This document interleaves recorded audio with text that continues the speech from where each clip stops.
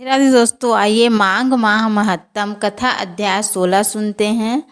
मंगलकारी देव तुम मंगल करो, गणेश जगवंदन तुमरे करे, काटो सबके कलेश।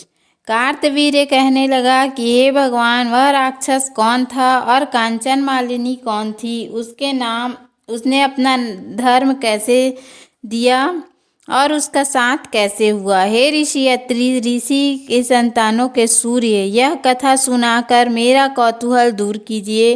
तब दत्तात्रेय जी कहने लगे कि राजन, इस पुरातन विचित्र इतिहास को सुनो। कांचन मालिनी नाम की एक सुंदर अप्सरा थी जो माघ मास में प्रयाग में स्नान करके कैलाश पर जा रही थी।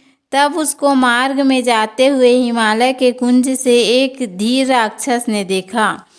उसके सोने जैसे तेज वाली, सुंदर कटी वाली, बड़े बड़े नेत्रों वाली, चंद्रमुखी सुंदर और केश पीन पयोधर वाली सुंदर अप्सरा को देखकर उस राक्षस ने कहा कि हे सुंदरी कमल नयनी, तुम कौन हो और कहाँ से आ रही हो? तुम्हारे वस्त्र और वेणी भीगी हुई क्यों है?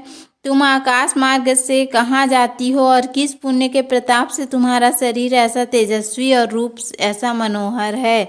तुम्हारे गीले वस्त्र से मेरे मस्तक पर गिरे हुए एक बूंद जल से मेरे क्रूर मन को एकदम शांति प्राप्त हो गई। इसका क्या कारण है? तुम बड़ी शीलवती प्रतीत होती हो, इसका कारण मुझसे कहो।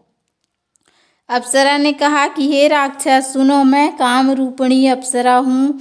मैं प्रयाग में संगम में स्नान करके आ रही हूँ, इसी से मेरे वस्त्र भीगे हैं। अब कैलाश पर जा रही हूँ जहाँ पर शिव निवास करते हैं। त्रिवेणी के जल से मेरी सब क्रूरता दूर हो गई, जिसके पुण्य के प्रभाव से मैं इतनी सुंदर और पार्वती जी की प्रिय सखी हुई। जो आश्चर्य देने वाला उदाहरण मुझसे ब्रह्मा जी ने कहा था सो सुनो। मैं कलिंग देश के राजा की वैश्या थी, रूप लावण्य और सुंदरता में अपूर्व थी। मेरी सुंदरता पर सारा नगर मोहित था और मैंने अनेक प्रकार के भोगे, अनेक प्रकार के वस्त्र आभूषण की।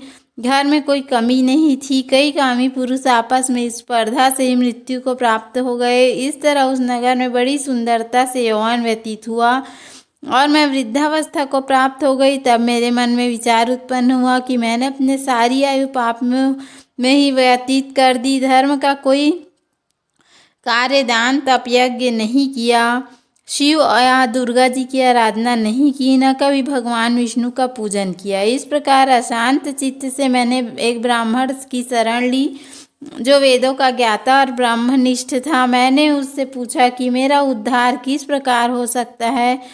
महाराज, साधु सज्जन, अच्छे और बुरे सभी पर दया करते हैं, इसलिए मुझ दीन पर भी कृपा करके मुझे कीचड़ में डूबी हुई को पकड़कर उबारिए। क्षीर सागर क्या हंस को ही दूध देता है, बतख को नहीं देता? तब वह ब्राह्मण राजा का पुरोहित इन सब बातों को सुनकर मुझ पर दया करके कहने लगा कि तू ब्रह्मा के क्षेत्र प्रयाग में जाकर माघ मास में त्रिवेणी संगम में स्नान कर, परंतु मन में अशुभ क्रिया का विचार नहीं करना। पापों के नाश के लिए महर्षियों ने तीर्थ स्थान में अधिक और कोई प्रायश्चित नहीं बतलाया। प्रयाग में स्नान करने से तू अवश्य पवित्र होकर स्वर्ग को जाएगी। हे भामिनी, पुराने समय में गौतम ऋषि की स्त्री को देखकर इंद्र ने काम के वशीभूत होकर कपट के वेश में उससे भोग किया था, इसलिए ऋषि द्वारा शाप दिया गया और उसका शरीर अत्यंत लज्जा युक्त हजारों भागों वाला हो गया। तब इंद्र नीचे मुंह करके अपने पाप कर्म की बुराई करने लगा। मेरु पर्वत के शिखर पर स्वच्छ जल वाले सरोवर पर एक स्वर्ण कमल से भरे हुए कोटर में घुस गया और अपने पाप को धिक्कारता हुआ कामदेव की बुराई करने लगा कि यह सब पापों का मूल है। इसके ही वशीभूत होकर मनुष्य नरक में जाते हैं और अपने धर्म, कीर्ति, यश और धैर्य का नाश करते हैं। इंद्र ऐसा सोच रहा था कि इंद्र के बिना सारा देवलोक शोभाहीन हो गया। तब गंधर्व, किन्नर, लोकपाल, इंद्राणी के सहित बृहस्पति जी से जाकर पूछने लगे कि महाराज, इंद्र के न रहने से स्वर्ग ऐसा शोभाहीन हो गया है जैसे सतपुत्र के बिना श्रेष्ठ कुल। इसलिए स्वर्ग की शोभा के लिए कोई क्रिया सोचिए, इस विषय में देर नहीं लगानी चाहिए। तब बृहस्पति जी कहने लगे कि इंद्र के बिना सोचे विचारे जो कर्म किया उसका फल भोग रहा है, सो वह कहाँ है? मैं यह सब जानता हूँ। फिर गुरुजी ने सबको साथ लेकर स्वर्ग कमलों से युक्त बड़े सरोवर में इंद्र को देखा, जिसका मुख मलिन और आंखें बंद थी।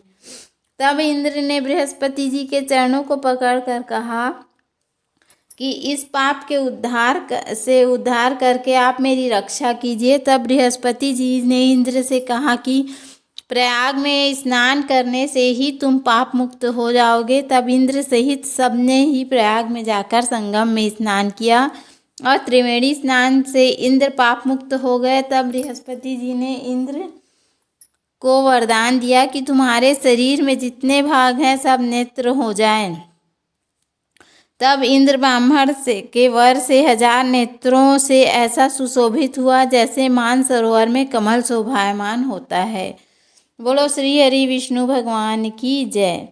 तो उम्मीद है आपको हमारा वीडियो पसंद आया होगा। यदि हमारा वीडियो पसंद आया तो वीडियो को लाइक, शेयर और सब्सक्राइब करना ना भूलें। धन्यवाद। राधे राधे।